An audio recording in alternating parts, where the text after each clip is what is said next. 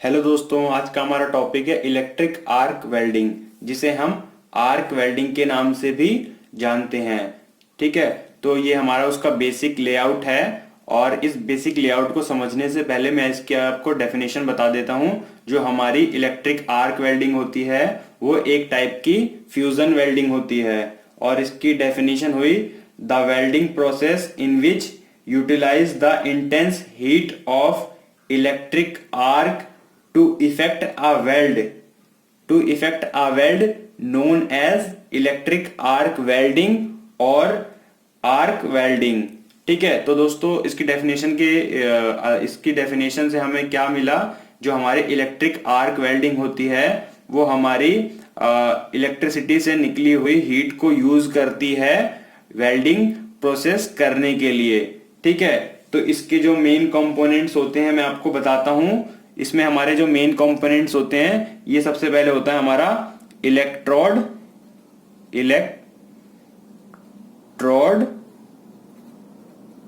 Holder.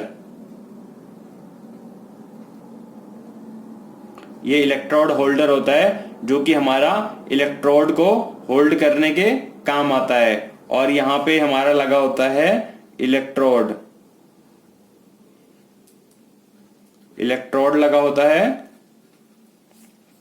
जो कि हमारी इलेक्ट्रोड जो होती है उसमें से हमारा इलेक्ट्रिक करंट पास होके वो हीट में चेंज हो जाता है। ठीक है, जिससे हमारी वेल्डिंग प्रोसेस होता है। और ये हमारी यहाँ पे आर्क है ये, और ये हमारी वर्क पीस है जिसे हमें वेल्ड करना है।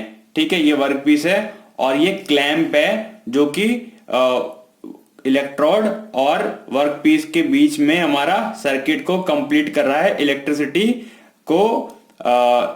इलेक्ट्रिसिटी का पाथ कंप्लीट करने के लिए। ठीक है, ये है हमारा क्लैंप लगा हुआ है। और ये पावर सप्लाई है, पावर सप्लाई लगी हुई है। एसी या डीसी ये हो सकती है, अकॉर्डिंग टू रिक्वायरमेंट के हिसाब से हम इसमें एसी या डीसी करंट यूज करते हैं। ठीक है, और ये जो इसमें जो ये ब्लैक कलर से आपको नजर आ रहा है, ये हमारी है केबल जो कि हमारी पावर को ट्रांसमिट करने के लिए यूज हो रही है। ठीक है, तो ये तो था इसका जो जनरल लेआउट है, उसमें कौन कौन से पार्ट्स लगे हुए हैं वो बता दिया। अब इन पार्ट्स में जो हमारा ये एसी और डीसी पावर सप्लाई होता है, इसमें हमारा जनरेटर और ट्रांसफार्मर भी लगा हो सकता है। ठीक है, और नहीं भी, क्योंकि कुछ जो हमारी वेल्डिंग प्रोसेसेस होते हैं उसमें सिर्फ एक पार्ट की ही रिक्वायरमेंट होती है। जैसे जनरेटर की, हमें ट्रांसफार्मर में हमारा जो रेक्टिफायर होता है वो नहीं यूज होता है, उसके अकॉर्डिंग हम यूज करते हैं। लेकिन ये इसकी जनरल लेआउट दिखाने के लिए पावर सप्लाई में सिर्फ यहाँ पे दिखाया गया है। ठीक है, फिर उसको पावर सप्लाई का एक पोल जो होता है नेगेटिव या पॉजिटिव, अकॉर्डिंग टू हमारा, अगर हमारा जो वेल्डिंग प्रोसेस है वो हमारा अगर फॉरवर्ड है मींस स्ट्रेट पोलैरिटी में है या रिवर्स पोलैरिटी में है, उसके अकॉर्डिंग हम प्लस माइनस जो होता है हमारा एनोड कैथोड, उसको हम या तो हम इलेक्ट्रोड को देते हैं या फिर हम क्लैंप को देते हैं। ठीक है, और इसमें हमारी इलेक्ट्रोड होल्डर होता है जो कि हमारे इलेक्ट्रोड को होल्ड करने के काम आता है। और फिर इलेक्ट्रोड होल्डर के बाद यहाँ पे हमारा इलेक्ट्रोड उसमें होल्डर में लगा होता है। और ये इलेक्ट्रोड जो होती है हमारी, वो हमारी हो सकती है कार्बन की भी हो सकती है, या फिर मींस कार्बन के जो हमारे कंटेंट होते हैं जैसे ग्रेफाइट वगैरह, इनकी बनी हो सकती है, या फिर किसी और मेटल की भी बनी हो सकती है। ठीक है, बनी हो सकती है। और हमारी इलेक्ट्रोड ये एक फ्लक्स मेटल के रूप में काम करती है हमारी वर्क पीस को या जॉब को वेल्ड करने के लिए। ठीक है,